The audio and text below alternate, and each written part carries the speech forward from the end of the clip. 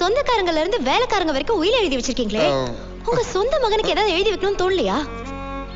மவனா என்ன வீட்டை விட்டு விரட்டி தலை முழுங்கின உடனே எல்லாத்தையும் மறந்துட்டீங்களோ? நியாயமா பார்த்தா இந்த குடும்பத்தோட ஆண் வாரிசு அவர்தான். அவர் நினைச்சா இந்த சொத்தை யார் கைக்கும் போகாம கேஸ் போட்டு தடுத்து நிறுத்த முடியும். கலங்க வேண்டாம், அவர்களை பற்றி விசாரியுங்கள். புரியுற மாதிரி தமிழ்ல சொல்லு. மெர்சலாவாம மேட்ரு என்னான்னு கண்டுக. அவனுக்கு வக்காலத்து வாங்குறியா? நீ யாரு? நானா?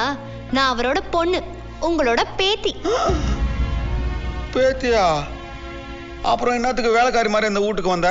நீங்க தான் அந்தஸ்து பாக்குறவராச்சே, கொஞ்சம் கொஞ்சமா உங்க மனசை மாத்தணும்னு தான் பிஏவா உள்ள வந்தேன். அன்னைக்கு கோவம் வச்சு துரத்தி விட்டான், அதனால அப்பம் புள்ள உறவு இல்லாம போடுமா? தாத்தா சரி விடு, உன் அம்மா அப்பா என் புள்ளைய மருமவளை எங்க இருக்கான்னு சொல்லி போய் கூட்டிடலாம். உண்மையாவா சொல்றீங்க? அவங்க வந்தா மன்னிச்சு ஏத்துப்பீங்களா?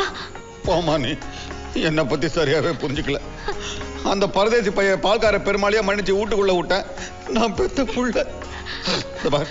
நீ போ, உன் அப்பாவும் ஆத்தாளையும் நான் கூப்பிட்டேன்னு கூட்டியா வரட்டும். வந்த அப்புறம் தெரியும் இந்த தாத்தா யாருன்னு. தாத்தா யூ சோ ஸ்வீட். என்னப்பா இடும்பா, குழந்தை என்ன கிள்ளிட்டு போகுது? Chilli girl. அடுத்த போல நீ என்ன பண்ற? அவங்க அப்பா அம்மாவை பிடிச்சி அரைச்சு வைக்கிறேன். நீயே தமிழ் சினிமா நிறைய பாப்பியா?